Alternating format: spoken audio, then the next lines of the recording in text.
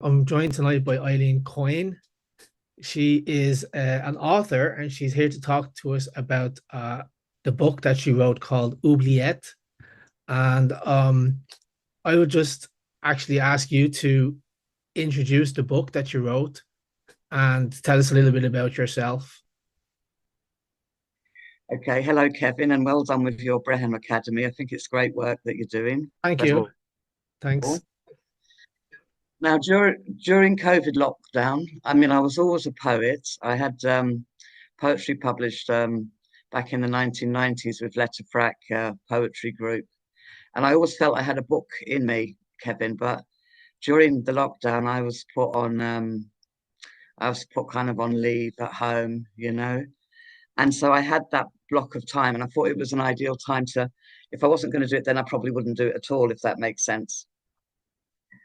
So, It does. so I had I had a book in my head. I had one story in my head called 𝗃𝗵𝗆, which was a love story, kind of like ill-fated lovers, and a servant kind of interfering to make sure they had a happy ending. And it all grew backwards and forwards from there. But it works on a lot of levels. It's a group of short stories, which hopefully are going to be interesting to the reader in themselves, spanning 2,000 years of Irish history. Um, but also interwoven with that is the old Brehon law and the role of women and how their rights were diminished through the centuries, the role of Christianity, good and bad, and also the role of the British, mostly bad, unfortunately, in the shaping of Ireland. It works on a lot of levels and a lot of strands, but Yeah. hopefully you can go as deep as you want with it. But hopefully it's a good read, an enjoyable read, Yeah. which is the main point of the book. Um, and I'm sure our listeners are picking up on your accent. So do you want to talk to us a little bit about your background in particular? Yeah, I'm what we call London Irish. Both my parents were from Renval in Connemara. And I was very lucky because I grew up in a concrete jungle, but I had the opportunity to experience life in Connemara, but the back of the back of beyond the Connemara. So when I first went back there as a 5 or 6 year old, there was no running water, there was no electricity, and people's way of life hadn't changed in 1,000 years. People like my father and my uncle would have built their own curraghs because it was a fishing and peasant farming kind of rotation. And then their whole year spanned around fishing, farming, and turf cutting. But they were very, very self-sufficient. And I saw, as the years went by, poor, undoubtedly in cash terms, but a very self-sufficient way of life get absolutely decimated by modern education because um, what you got was a lot of people parroting a lot of book learning, but if trouble ever hits the doorstep, the traditions and the knowledge, working knowledge, hadn't been passed on. So in one generation, it was lost, Kevin, which is very largely lost, which is very much a It is. shame, you know. Yeah. And so how do you think your experiences in Connemara have influenced the book that you wrote? Well, it's easy to be cynical under streetlights in London, Kevin, but if you're on a old bog road in midnight in the pitch black and you can just about see a faint track of the road in front of you, you start to believe the old fairy tales. And of course, growing up, my dad would have seen the black dog from out of the sea. My mother would have heard music coming from a drain and went on her way home from a wake and went running off down the road thinking the fairies were after her.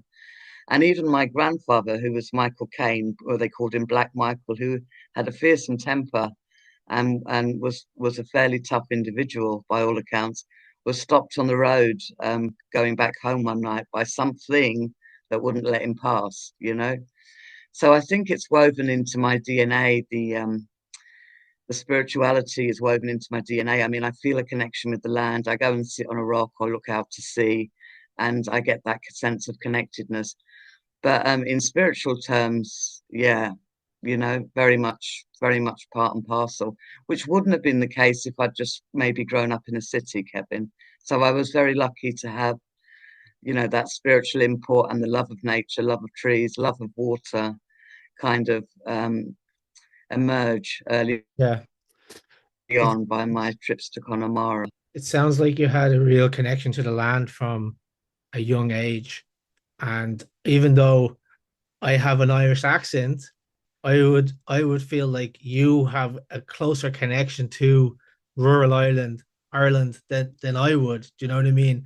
So despite you having a London Irish accent, you're probably more Irish than I am. Do you know what I mean? Because both of your parents are from Connemara.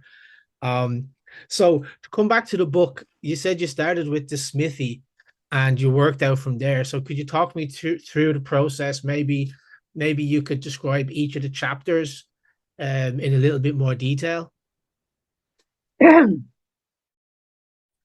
Well, I wanted to have a snapshot over 2,000 years, and I wanted a snapshot over one geographical location. So the geographical location, fixing that as one of the main structures for the book, was a valley in Northern Ireland and a natural kind of oubliette, kind of limestone feature, which was a natural oubliette. Now, oubliette is from the French to forget, and it was and it's the name they had for like a killing hole where they used to throw people as a punishment, or people they had, wanted to Yeah. get rid of. So it's a bit fearsome. But oubliette, to forget, also I think mirrored for me the fact that the Irish have forgotten a lot of their Celtic heritage, or it's been suppressed, or it's been forgotten, you know. Yeah. So oubliette could equally mean the loss of continuity of our historical Irish knowledge and experience, as well as a kind of killing hole, which kind of formed the structure of a lot of the stories in the book, if that makes sense. It does, yeah. So do you want to take me through some of the chapters that you wrote? Yeah, it starts off with the kind of spiritual guardians of Ireland, which would later kind of be known as Saint Brede or whatever, kind of setting up a portal in the north of Ireland in this oubliette, you know, and they weave themselves in and out of all the stories, kind of giving an overview and occasionally intervening in human affairs, you know, so they're throughout the story. It starts then with a group of travelers who are on their way to one of the spiritual sites in Armagh. Um, and they were waylaid on the road, and they had a battle, and their battlemen were buried in the oubliette. So that's the first layer, you know. Then it turns to a princess from Meath who was married on the Antrim coast in Hollywood, overlooking Belfast Lough, and it's her take on the times because she's seen Christianity starting to flow into Ireland. Half of her people are still following the Druids, who are still operating in the area. Half of them are, you know, converting to Christianity or are already Christian. And it's her kind of feeling that the old ways will be lost. How can I protect the old ways? So, you know, she convenes her children. Some go on to be leaders. One girl goes on to be a druidess. Others enter the church, and she kind of puts she's pivotal because she puts a request on them to meet together in 20 years' time, and for one of the priests to write down in Latin all the information from the druids, the bards, you know, as much to retain as much history as possible. Yeah. Then one of her sons, Saint Lazarian, who's actually based on an actual historical figure. You know, he's an Irish saint who visited Rome twice, so he's one of the actual historical figures I wove into it. dies in the valley in Northern Ireland, and his book with all this information is retained in the monastery in Northern Ireland, you know, in the valley. Yeah. And then you get the first interjection, really, of where Rome is trying to bring the Irish church under control. The Irish church was always very independent. When Christianity first arose, there were male and female priests, because Christianity followed the ways of the old ways of the Druids. So there wasn't any kind of differentiation between gender. And then they slowly tried to reel in kind of the orthodoxy. Now, the Irish church kept Christianity alive during the Dark Ages. I think that's well formulated. But then from the Synod of Whitby in the 7th century onwards, the church in Rome was trying to get the Celtic church under control, basically. And that unfortunately culminated in the only English pope we ever had, Adrian IV, giving Henry II permission to invade Ireland. Yeah. And that was in 1155. And all Ireland's ills and woes have arisen from that, you know. So obviously then I go on to a story with a Norman overlord making a home in the valley and building his castle and keep, and how he interacted with the locals, you know, and how they tried to oust him. And then we go on to the smithy, which is an established Irish family in the valley, providing horses for the 30 Years' War and for, you know, wars between Scotland and England. And that's the love story. That's a love story, how they managed to get the girl of the house and a poor smithy's assistant together and happy ever after. And it goes on again then to the Elizabethan period, where the Earl of Essex was at war, and the flight of the earls, basically, unfortunately, which was the death knell, really, in a lot of ways, for the Irish aristocracy. And then it moves on. It moves on to the Victorian era. It does include the famine years, but it's more a story about an English lady landowner who's owning the valley at that time, and she's a very beneficial influence, Kevin. You know, she does her best to support the local Irish Republican Brotherhood, I suppose it would have been at that time, and, you know, to give the best life possible to her tenants. But it underlined again how our ancestors, Kevin, were at the whim of a good landlord versus a bad landlord, if that makes sense. And that isn't freedom. Do you know what I mean? That is not freedom. It's not. And then it goes to the Civil War years, the start of the Civil War years in Ireland, to a family owning a pub in the valley, and how one young man was radicalized because the Black and Tans arrived in the valley and burnt his family pub and burnt the church and killed one of his neighbors. And that flows on again in the priest, because the priest who protects the Oubliette, because it's starting to open up, and he kind of makes sure it's covered over again, you know, and kept secret, so to speak.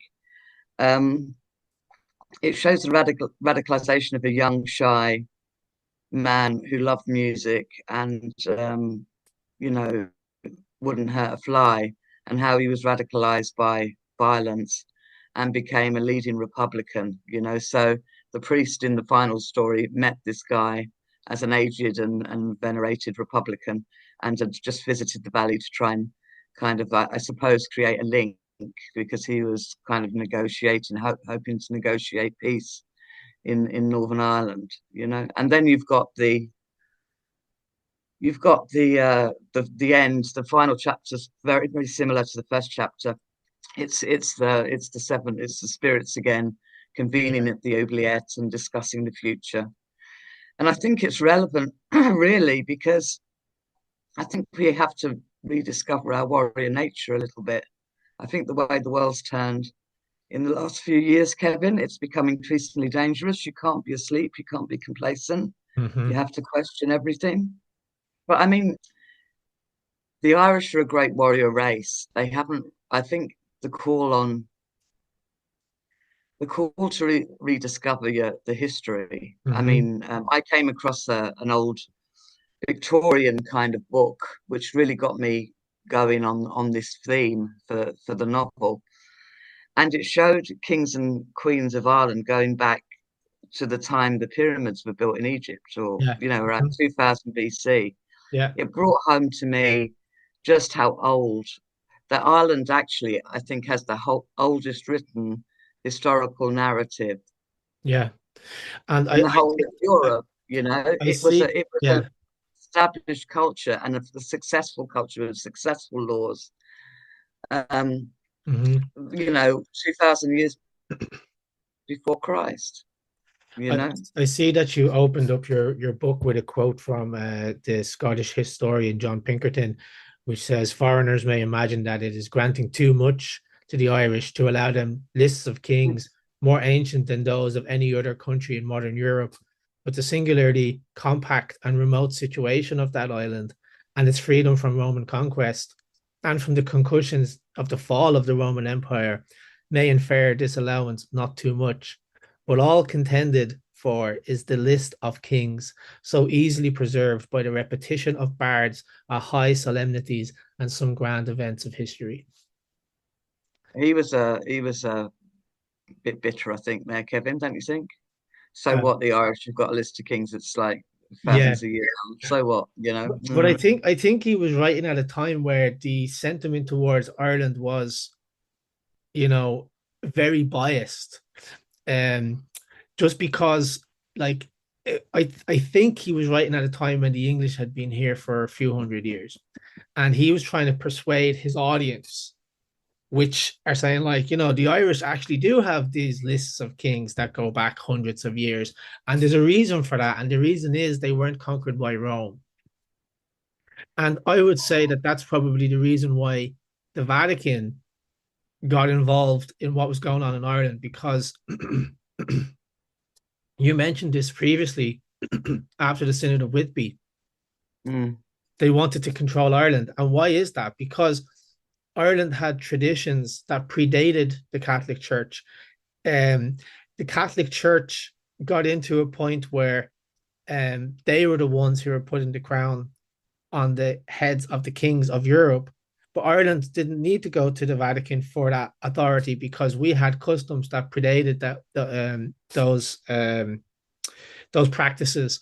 And so what we would do is we'd go and stand on our rock and we'd like turn around 3 times. And we had customs that were thousands of years old, and we knew it. So we didn't actually need to go to the Vatican for that authority.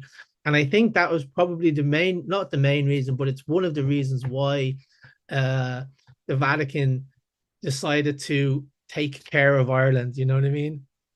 Yeah, it's strange. I mean, and there's no doubt that the monasteries translating those old stories into Latin did preserve them for us now. But there's no getting away from the fact that there was a lot of good and evil done by the Catholic Church to the island of Ireland. You won't get any. It's very much a double-edged sword. Very much a double-edged sword. And I'm speaking that, I'm very Jesus-centered, but I'm not necessarily kind of church-centered, if that makes sense. It does, yeah. I mean, that's another thing that we would have in common. But just to come back to the book, it explores diverse themes from mythology, and you go right back into the dawn of history, and you have topics in there such as like women's rights. You talk about Brehon law. Which of these themes felt most personal to you, and why? That's difficult to answer, but I would say on the whole, you see, myself as a human being, I'm very justice orientated, Kevin, and that's just, equal and fair justice for all people, men, women, regardless of religion, regardless of sex, So, so that's what came through to me, the erosion, the feminist erosion from Brehon law, which, while it wasn't perfect, allowed women financial autonomy for a start. You had a woman under Brehon law who who could control her own finances. And 2,000 years on in the Victorian era, like a woman, like a lady even, you know, a member of the aristocracy, upon marriage would lose all rights to all of her property. I mean, you know, talk about peddling backwards, you know. Yeah, for sure. And I feel, you know, you know, and you don't have justice without proper law. You know, they go hand in hand. Like you can't, you know, you can't have justice and equality without having the guidelines and laws in place. And if the laws and guidelines are skewed, then justice will be skewed, if that makes sense. It does make sense, yeah. Yeah. Just you just reminded me of like the way the Brehon law worked, as far as I can tell, is that they used the mythologies as precedent. So there's a story of Partholon, and they call it the first judgment in Ireland. And in it, well, I'll tell you the story since people Yeah, are please watching do. this. In it, you have Partholon. He came with his people. He settled in Ireland. He was one of like the before the Tuatha De Danann, right? So we're going right Yeah, back. yeah. And he went out for a hunt, and his wife Delgnat, I think her name is Delgnat. He left her at home, and Delgnat slept with one of their servants, their kinsman. Um, so after they had made love, they decided to drink from Partholon's special cup. Cup, yeah, magical cup. And the Exactly. cup Yeah. filled the Yeah. beans on the way home. Great, great. Exactly. Yeah. So they decided to drink from this magical cup. And when Partholon came back from his hunt and he had a sip from his cup, he knew that the betrayal had taken place. Right. And so he, in a fit of rage, he decides to kill Delgnat's dog called Samir. And that was something that he took the law into his own hands, and he took the dog was Delgnat's property, and he destroyed her property. So I think it's very poignant that this is described as the first legal case in Ireland where the wife took the husband to law, took him to court, and it says this is a most honorable judgment that is the wife right of the wife to recover against the husband, and as restitution, Partholon gave his wife an island, and she named it after the dog. Oh, And that's a lovely that story, that Kevin. island still exists up in Donegal. There's an Wonderful. Inish Samir. Uh, Uh-huh. so yeah, that just what you're talking about there. That um, they would use these stories to inform how they think about the law, and the fact that that is the earliest case, it just goes to show how forward thinking the Brehons really were. And also, there's a lot of talk about gender and gender roles and gender these days.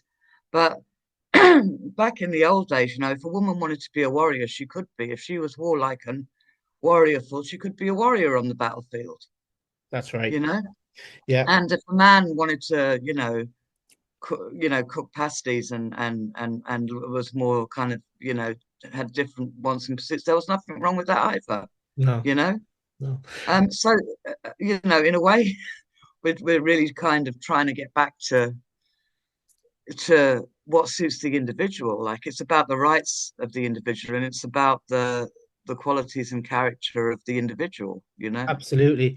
I mean, I've heard it described. I've heard the Irish system described as a caste system, but the difference Yeah, is they had slaves. They did have slaves. That's true. not slaves, but the difference is in Ireland you had social movement. You could move up and down The within the past. caste system that Uh-huh. already existed. But whereas in India, that became a rigid thing about Yes. who you're Yes. born to. Yeah. That's who you're going to be. So if your father is a Yeah. farmer, you're going to be a farmer for the rest of your life, and there's nothing you can do to change that. Whereas in Ireland, I think that they were more in tune with like this is about the nature and the characteristics, what you describe as characteristics. And apparently in Hinduism, that was the original like way of thinking of the caste system. It's not like who you're born to, it's like what's your qualities. So you could be born to a farmer, but you love reading books. You're not a farmer, you're a scholar, you know what I mean?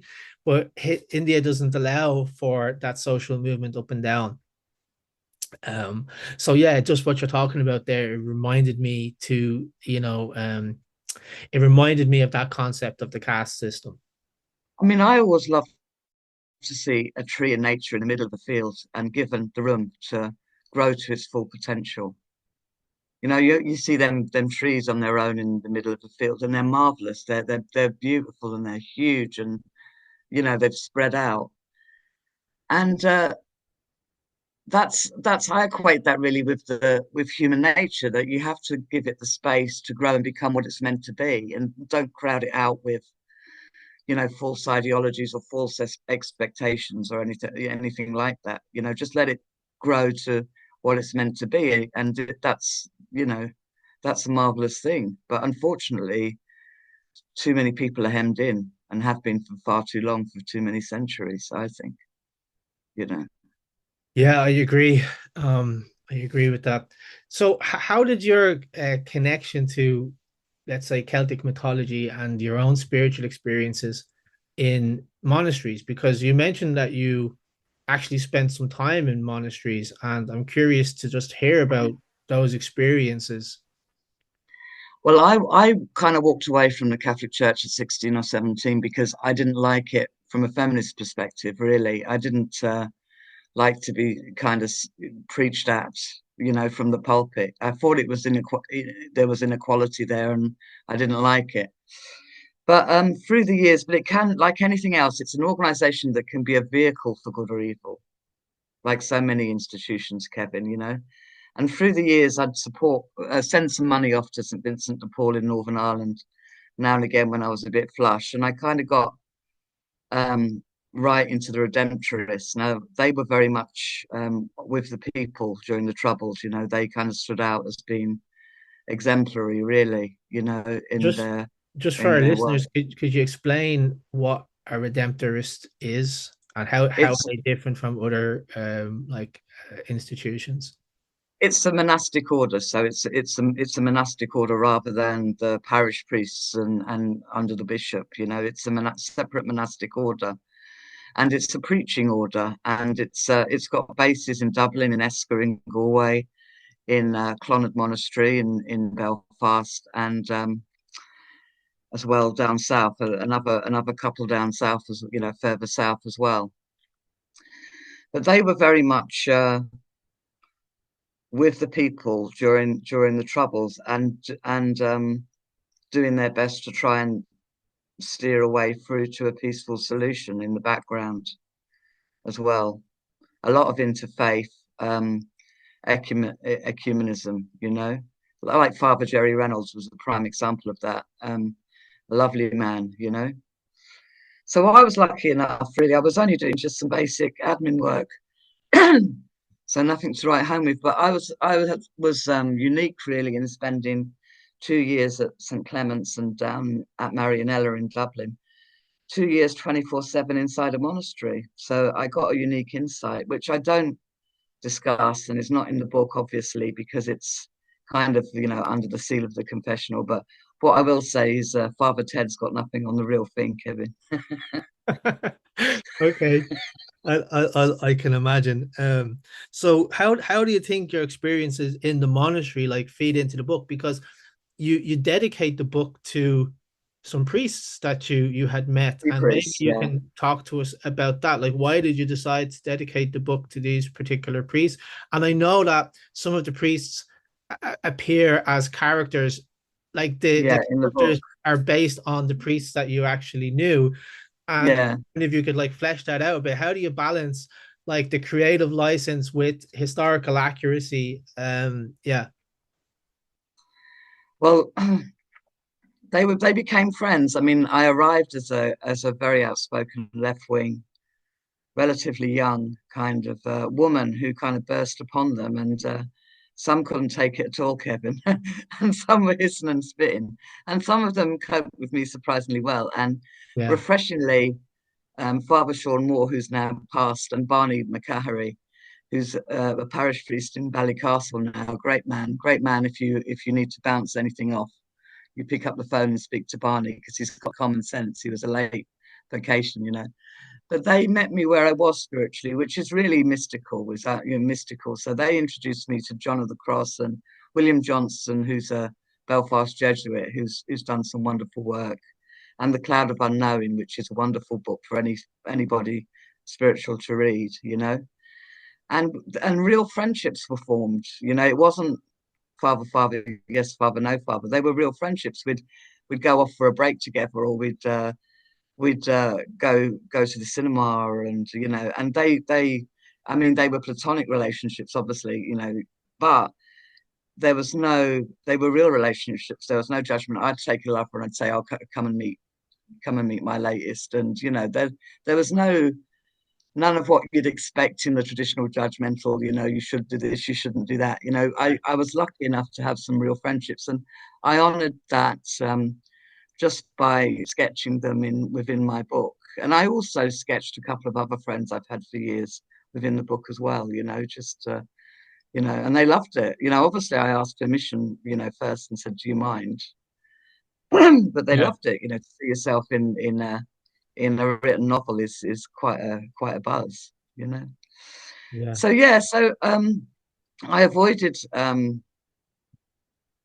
the priests I cultivated friendships with would have a universal spirituality. They're spiritually mature, 𝗵𝗵𝗀, you know. Um, Growing up in London, it was, you know, Protestants will go to hell, even though I was living in a Protestant country. And I went out to the workplace and met with Muslims and Hindus and agnostics and atheists, and I even met with Protestants, believe it or not. And I realized there's good people and bad people in every race and every culture the whole world over. Yeah. And so I wasn't going to be sectarian about anything, you know. And I don't believe God is either. And you know, this is part of the old spirituality, which was encompassed everything: the rocks, the trees, the woods, the animals, the humans, you know, the elements. You know, that's my kind of spirituality. It's Yeah. all an expression of God and an expression of God's creation, as far as I'm concerned, you know. Yeah, I agree.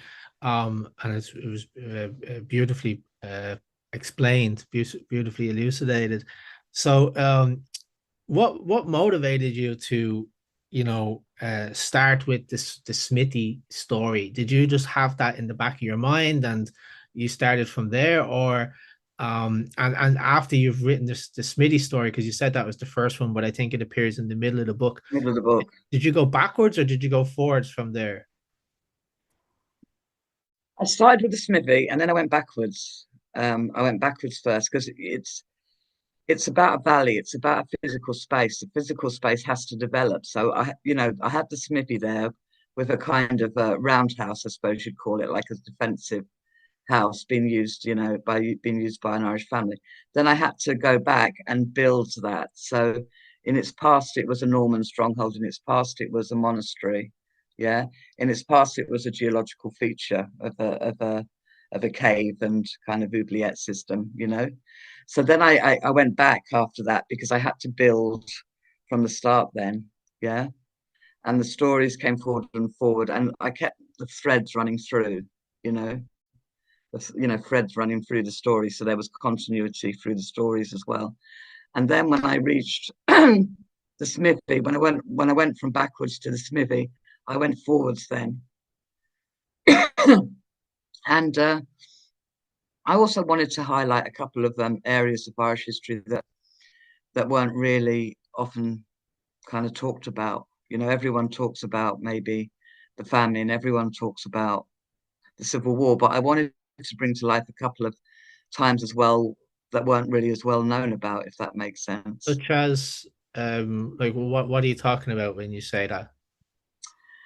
Well, like the medieval period, there's not that much known or happening. I mean, most, you know, completely different. There wasn't that much of a road system, 𝗵𝗵𝗀. A lot of travel went by the rivers and the waterways, you know. What foods there were, you know. It was actually the Normans who introduced rabbits into Ireland, you know. Yeah, I actually remember hearing about that. So, Yeah. um, So I found out some just interesting facets on the way. and was there anything that like surprised you through your research? Like, is there anything that you learned about by doing this research that came as a surprise to you? I think that came to us really the negative impact of Christianity on Ireland.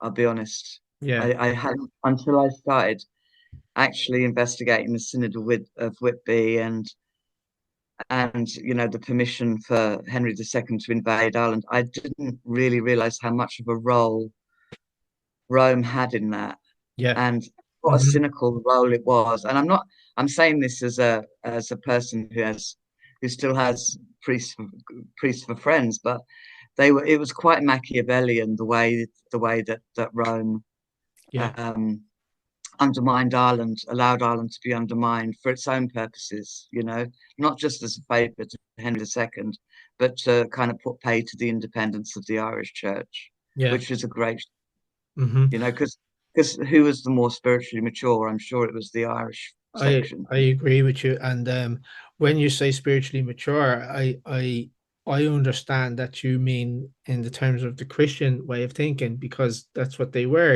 at the time. And there's definitely I remember reading that there was a competition between the Irish Church and the Roman Church. And after the Synod of Whitby, the Roman Church was like, oh, we need to do something about these Irish people over there. And I made a video years ago called The Vatican, the Crown, and the Demise of the Brehon Law. And it explores this whole area, because if you talk to Irish people today, they think that the dispute is a religious dispute, that it's Catholics and Protestants. But then you have to remind them, it's like, no, we were all Catholic up until a Mm, certain point, up until Henry VIII, we were all mm, Catholic, and the Henry mm, VIII was here like he inherited the Lord of Ireland title. mm, And so you have to put that into context. It's like, so why then? And then we have the history of the Troubles and everything else that like flowed back from that. And it's very sad to me, because you have people who are fighting for the crown and you have people who are fighting for the Vatican, but they're not fighting for themselves. They stopped fighting for Ireland. It's like they abandoned that Gaelic church, you know what I mean? And I've talked to many people over the years, and when I explained to them, like, no, it was actually, we had our own church before the Catholic Church came, and they're very mm. surprised by that.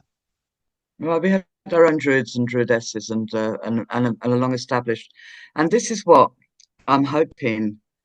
It's a vain hope, I know, but I'm hoping the book will stir in the reader once they've read it. Apart from reading some good stories, which I hope they are, it's that let's rediscover the Brehon law. Let's rediscover our old heritage. With I would say that Ireland is still partitioned, so it's not going to move forward until it's back as one Yeah. country again to hmm start with.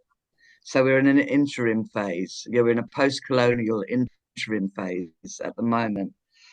But apart from Brehon law, I think we need to the English law doesn't suit the Irish character, Kevin. No, no. The English are, on the whole, without generalizing on races, tend to be a lot more colder, a lot more calculating. They'll calculate, will I do hmm this? They go for it. They get caught, fair cop, they're judged and sentenced. The Irish are much more about feeling if they feel wronged. Yeah. So the old court system where they'd the judges would arrive in a place and the two parties would have their say, that satisfied both parties in a way. I mean, they probably would spend the next 20 years moaning it was the wrong decision. But apart from that, they'd had their say, Kevin, to Yeah. understand that I do that understand. stops a lot Yeah. of blood being spilled, because we are more emotional. There's no doubt as a race, we're more emotional and than the English. So English law doesn't suit the Irish culture. The No. Irish culture is, I feel I've been wronged, let me have my say in court. And irrespective of the outcome, then you feel like, justified, like I've had my say anyway. People know the story. Do you Yeah. understand? I do understand. I think that what makes Irish law, Brehon law, like characteristically different is the fact that there was a necessity to tie it back to a principle in nature that was observable. And there was a such thing as a false judgment. There was true judgment and false judgment. And to illustrate this story, I talk about 𝗁𝗵𝗶𝘀. How did he become king? And it was when he was a boy, he was in Tara, and he happened upon a how will I say, like a court case that was going on. He found lots of people standing around, and the backstory is that there was a woman called 𝗵𝗵𝗵𝘀 who had a sheep, and the sheep escaped and got into the queen's crops. And the queen called on her husband, who was the king, to be the judge over it, and that was pretty normal at the time, because the Irish had this thing. It's like, you heard about the judgment of King Solomon, right? That's what they used to say. The king should have the judgment of a Brehon. So she called on her husband to oversee the case. And the husband says, well, there's definitely a loss that's been incurred here. So the 𝗵𝗵𝗵𝗀 should give her sheep as payment for the crops. That's a like for like exchange, you know.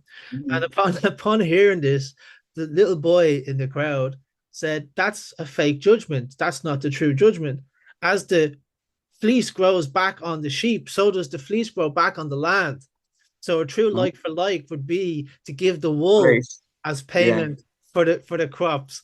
And all the crowd were like, wow, that's the true judgment, because you can feel you can feel the difference. You know what I mean? I think I think that's what you were referring to a moment ago about feeling.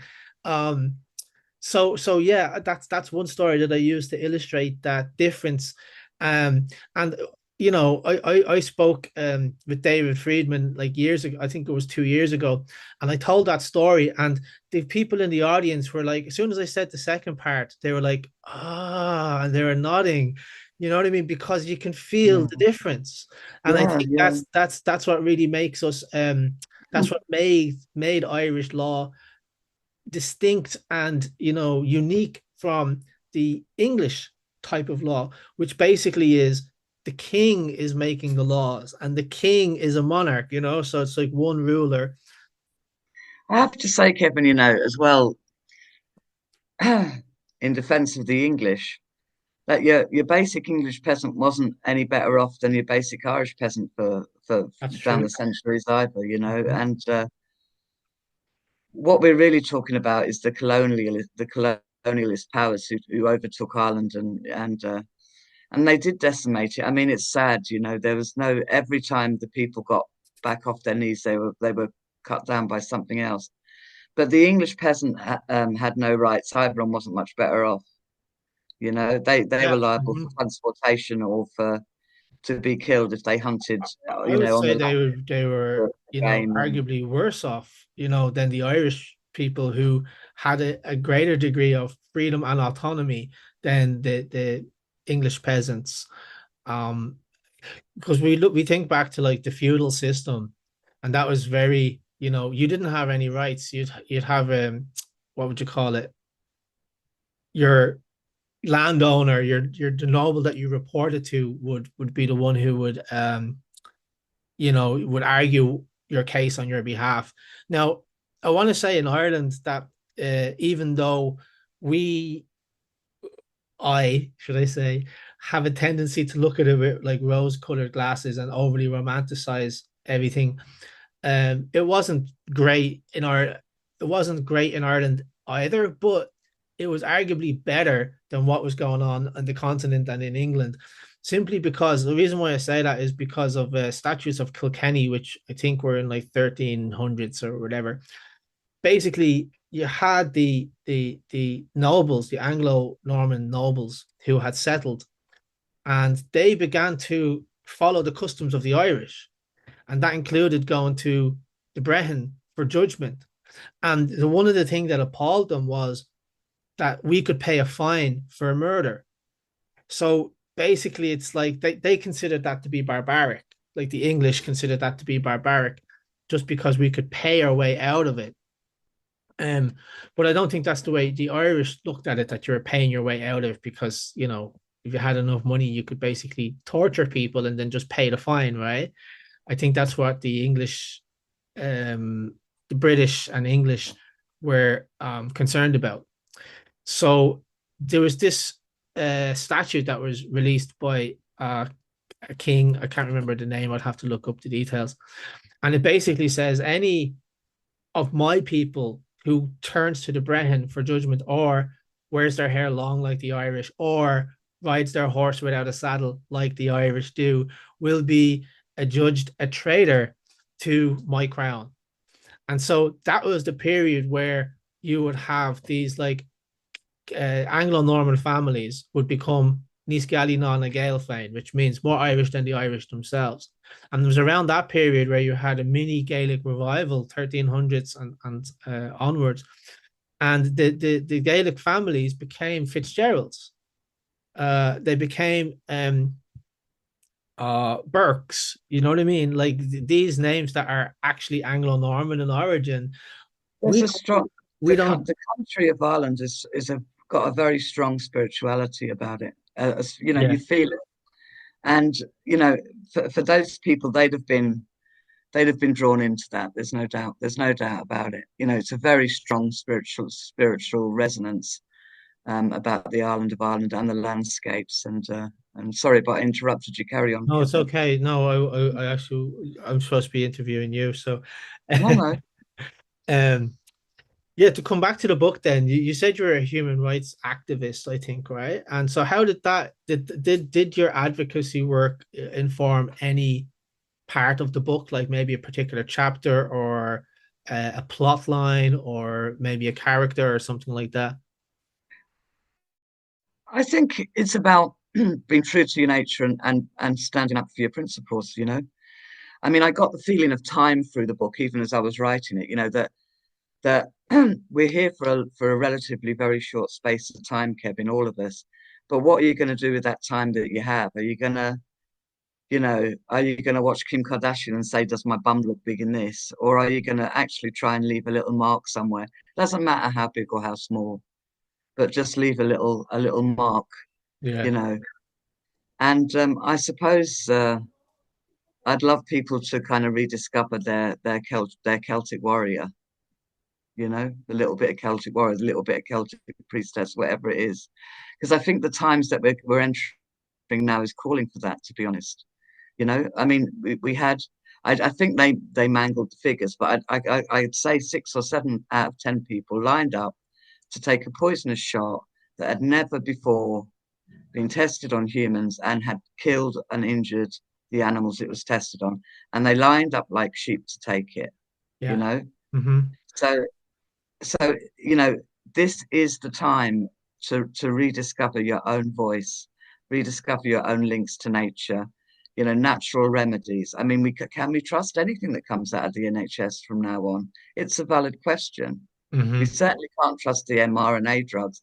They seem to be fiddling with every single drug, you know, even the old amoxicillins and the old kind of drugs for thyroid or this, that, and the other.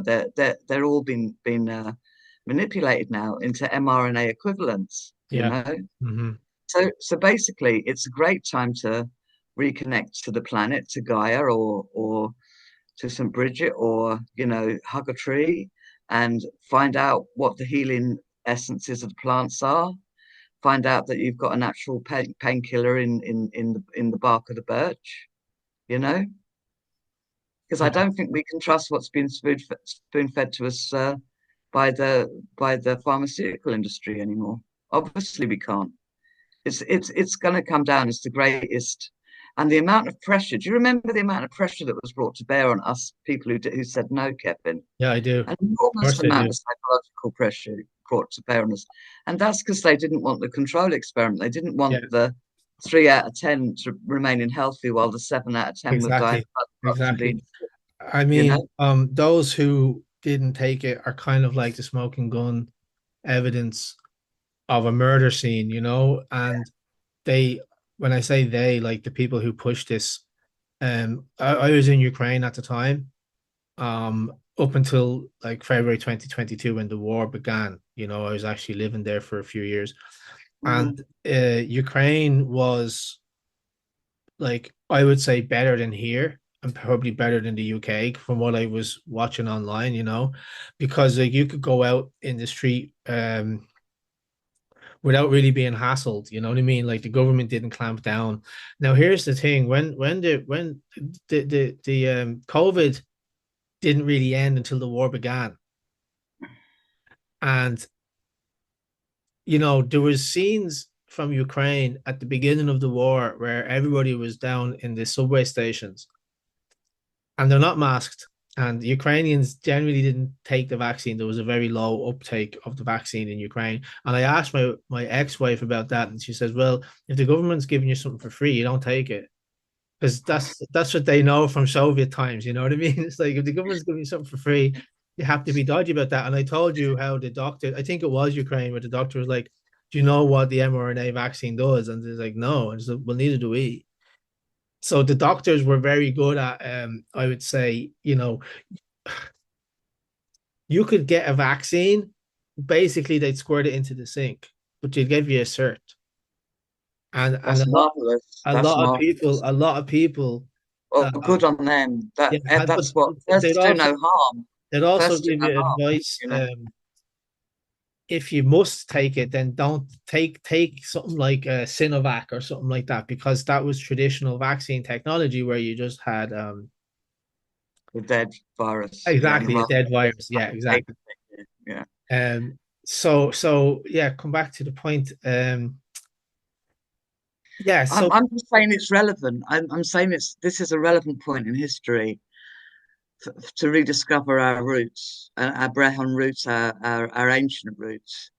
Because you know we're we're entering at times of great turbulence and change. There's no doubt about that, and a lot of our natural human rights are under threat and have been threatened already and curtailed, and that's wrong. yeah, We are free individuals, all with different talents and opinions, and what's happening is wrong. And it's not gonna someone else is not gonna wave a magic wand and make it all right. It's down to us as individuals, all of us, to stand up and say, no, I'm not getting digital currency. No, I'm mm, not having a jab, having another mRNA jab.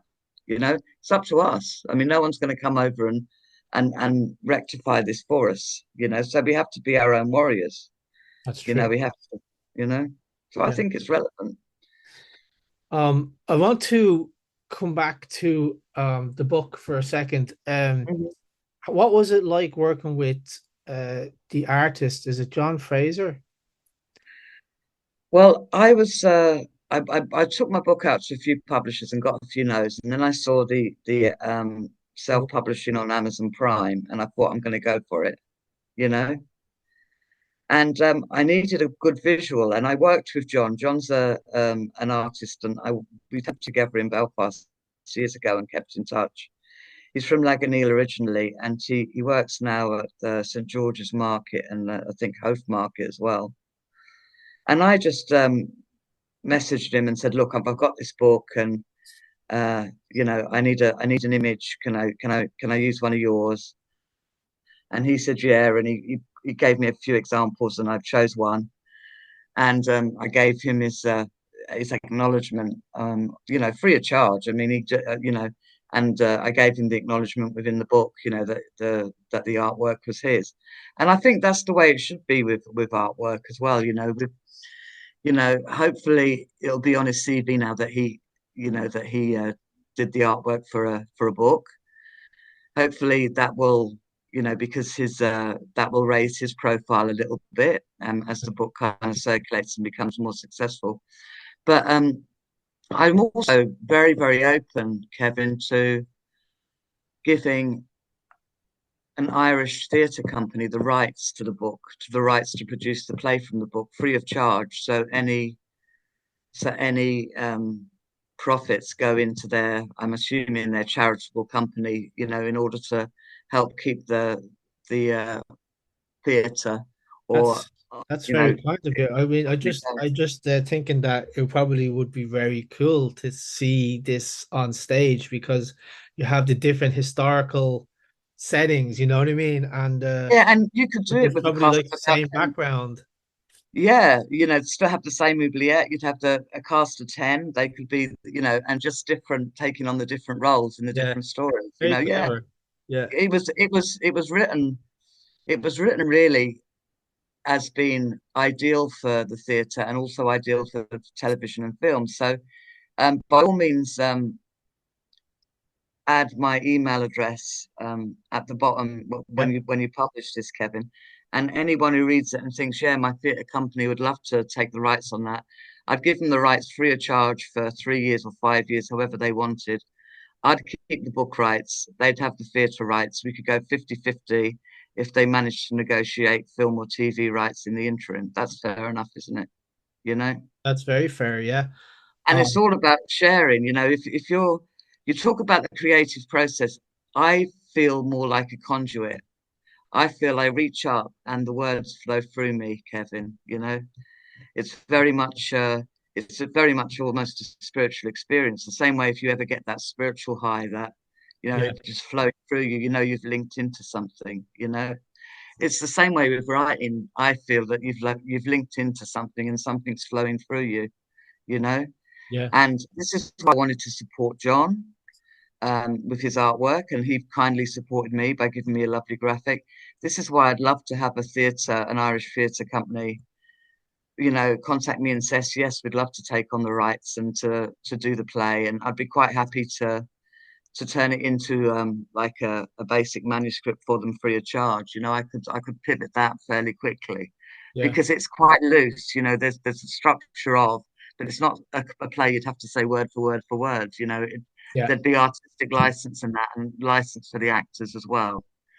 And I did the same, I did the same with my land in Ireland. I inherited 15 acres in Connemara, um, leading down to the sea by the little Killery in 𝗁𝗁𝗃, a place called 𝗁𝗁𝗃.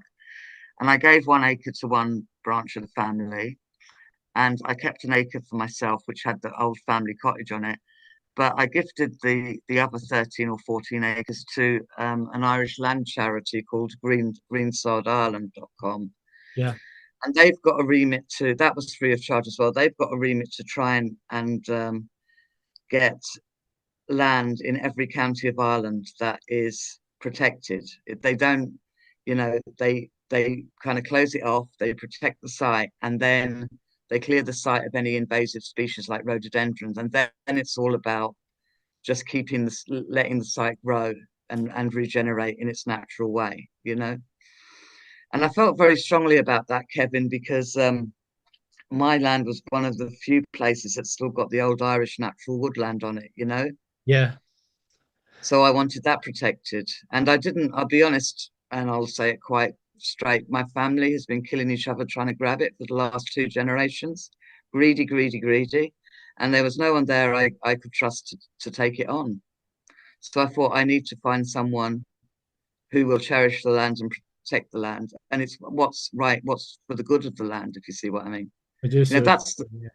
so it went to greensodireland.com, which is a land charity, and 13 years ago that was. And it's one of the best decisions I ever made. I feel I've done the right thing.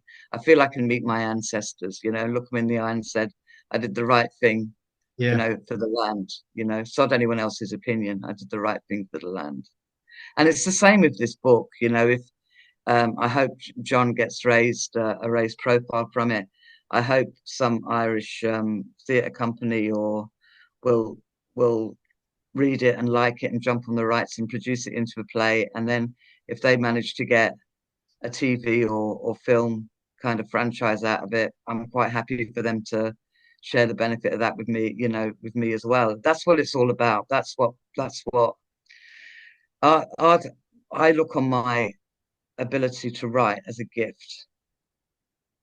It flows through me, and it's for me then to try and pass on some benefit if I Yeah. can. It's not an ego issue. It's not, oh, aren't I wonderful that I've got this wonderful grasp of the written word. That's just pure ego, and that's really immature and really immature attitude. So what advice would you give to maybe aspiring writers or budding writers, or maybe people who are listening to this who feel like they have a book in them, but they don't have the confidence to, or the gift, let's say, to actually let the words flow out of them onto the page. Do you have any advice for especially younger writers who are interested in tackling complex historical narratives and historical fiction? How would you advise them to do that? One, just get a concept in your head. It doesn't have to be a fixed or final context. It's just a context to start you off, to start you writing. Okay. So my context was this geological formation in a valley in Northern Ireland, and what came around it throughout the centuries. Then get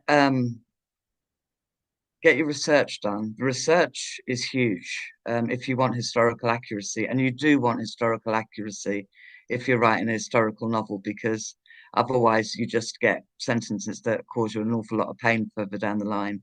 You know, oh dear, there were no plates at that time. There were trenches of bread. Oh, oh, there were no forks at that time. Oh, they didn't have sugar at that time. Little things, but they can make a big difference going forward. You want to immerse yourself in it. But get good research done, get the skeleton done, and start your writing and write authentically about something that means something to you. That's where the passion comes in, and that's where the drive comes in. Don't try and write in the style of anybody else, because your voice is your voice. Don't take any notice of whether it's fashionable to write in this tense, or fashionable for a book to be this long or that long. Doesn't matter. You write your truth, or in your own way with your own words. And yeah. So do your research. Get a rough structure in place, an idea. It all starts with an idea, and then it all flows from that. But just take the time for the proper research. And I'd always do my research first. I'd have the kind of story in my head I want to write about the famine years, and then I've got my heroine in my head. She's going to be an English landowner, but a good one, and one who's going to try and help the people. And then I have to go through all the history of Victorian England. Who was on the throne. I mean, I assumed that Queen Victoria was on the throne for the whole of the Victorian England. She only hit the throne in the 1840s, I think it was. And do all the research. So you've got all that information. I just have a book, a little book and a piece of paper, and I'd go on Google and I'd just research, like put it all on a page and have it there. So then when I was writing my story, I'd say, okay, that happened there, that happened there. So I'd have me research beside me as I was writing the story, Yeah. And and enjoy it. would that be structured in like a timeline, or how are you structuring the notes part? Well, my book was a series of short stories, really, covering many different ages. So yes, I would do my research on the medieval period, or the Victorian period, or the Civil War period, And I would say basic characters on real people. Have you ever read any David Gemmell fantasy books? Wayland. Oh no, his name rings a bell though. Now he's a great writer. He's an absolutely great writer, but he based his characters on people he worked with in the office. So when you're writing a character, you have to have the person in front of you with the good, the bad, or the ugly, whether they're a good character or a bad character. You have to have the image of them. Otherwise, it'll be a flat. It won't seem like a real character. Does that make sense? It does, yeah, it does make You sense. know? So you've got to say, I want to write about my hero Daniel, and my hero in real life is my uncle Jackie. So I'm going to base my hero Daniel on some of the mannerisms and Yeah, some of the things Uncle Jackie did. Do you understand? I do. Yeah. That's how you Yeah. that's how you bring a character to life. That's how the character becomes a real character rather than just a sketch. Which isn't satisfying really. You need to the whole part of writing is to bring the person reading the book into that world, transport them into that world for a period of time. Yeah. Yeah, So they're immersed in that story, and they're immersed in that world. So you do the research because you don't want anything grating to bring them out of that little dream cycle. Do you understand? I do. And anything factually, you've read a book yourself and you've come across an anomaly, and it grates because it's taken you out of the fantasy you're immersed in. So you need real characters, and you need like a real surrounding. So the reader can immerse themselves in the situation or the Yeah. story or the time period, whatever it is. So does that make sense? I'm rambling now, No, it but does does it make make sense. And I was just like letting you speak because I think what you're saying is going to be very useful for the types of people that I was just describing a moment ago, like younger people, budding writers, aspiring writers. I think this is all very uh, informative and useful for them. You also mentioned that you got the impression while you were writing the book that the stories seem to weave as if by magic. Were there Yeah, they do. moments during the writing when the narrative seemed to take on a life of its own? Yeah, definitely, definitely. And they wrote themselves. I know this sounds like it sounds a bit twee, but they literally did write themselves. When I sat down, obviously I had the concept, I had the characters and whatever, and I sat down and it was had the background, so I kind of had the research done, and then it was like whoosh. There were very few revisions done. I mean, have you had a chance to read the book yourself yet, Kevin? I don't know. I've only read like portions of it, to be honest. I did And it. what's your honest view? What's your honest view on it? I haven't read enough to have Right. an honest opinion on it, to be honest. Um, but just after speaking to you on this call, I'm inspired to go and read it all now, just to see how you have like framed it. And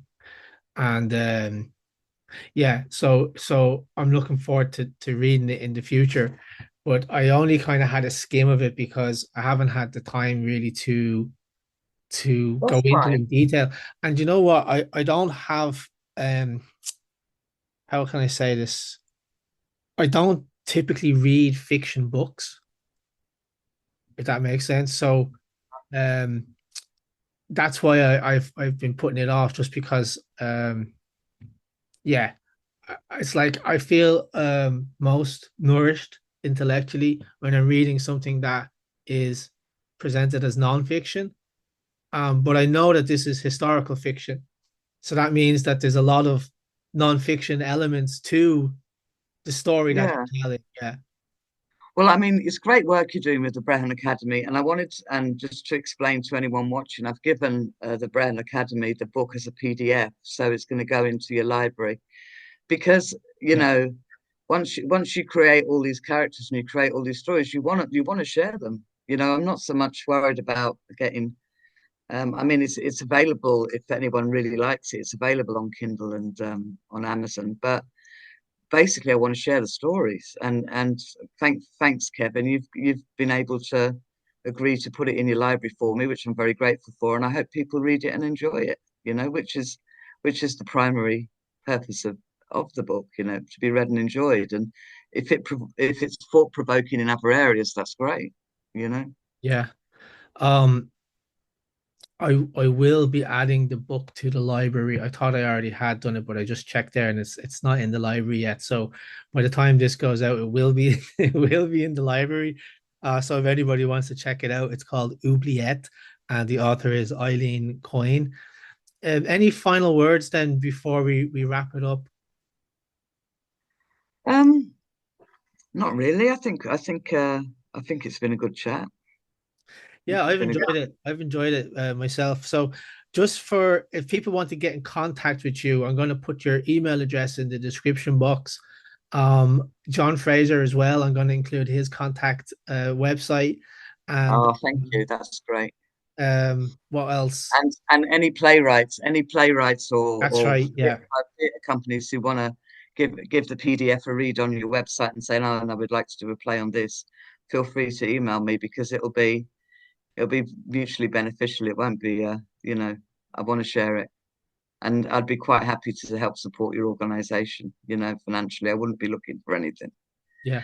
And do at the moment, being a social activist, I'm actually doing poets and short stories for the White Rose, which is one of the resistance organizations, that's sprung up and post-COVID. Oh yes, I know what Yeah. you're talking about. There is like the stickers, right?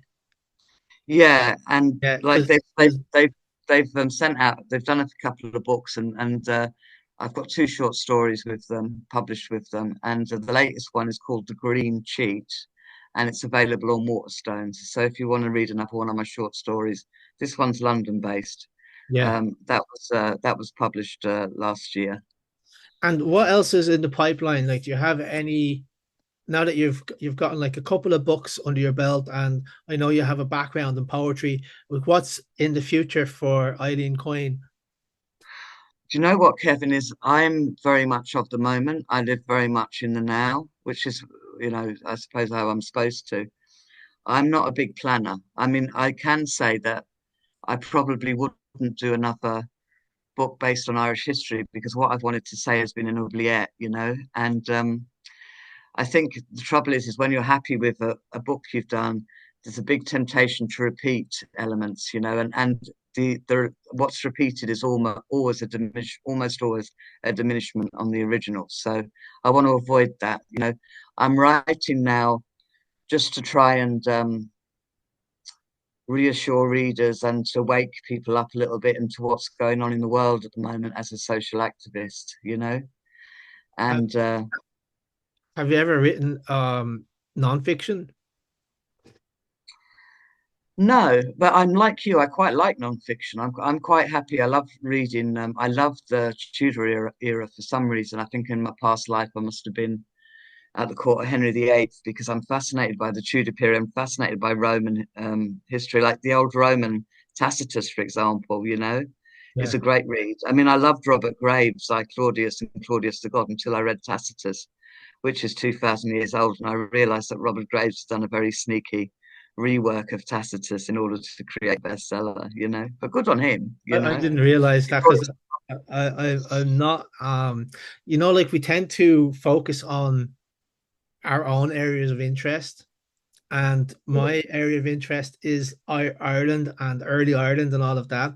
And there's so much out there, you know what I mean? That if I wanted to read like Tacitus and 𝗵𝗵𝗆, it's just like I don't feel like I have the extra mental power to do that. You know what I mean? Um, Yeah, you see, this is a gender issue. Men tend to focus intensely and in great depth on one thing, where women do a broad brush.